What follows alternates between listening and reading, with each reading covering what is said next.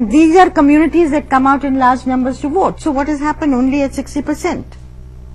Why is that so? I mean, what can one? You were in Western UP. You were in Muzaffarnagar day before yesterday. So I mean, it's a complete communal divide. It is in Western UP. I've seen even last election.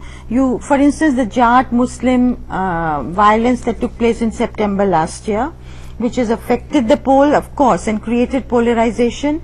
Jats voted for instance, for the BJP even in 2009 elections. They had a tie-up with Ajit Singh's RLD. So that also consolidated the Jat following towards them. But the Jats are voting today not as Jats. They are voting today as Hindus. And that is also happening to other communities.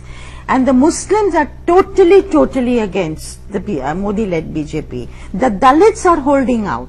The Dalits are keeping their cards very close to the chest. Some, maybe 10% may go with the BJP because of the riots last time.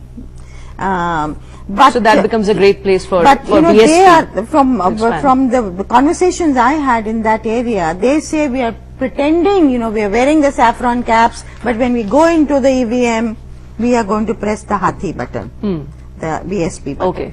So, it's not, but the polarization is, barring the Dalits, it's a Hindu-Muslim polarization broadly that you can say.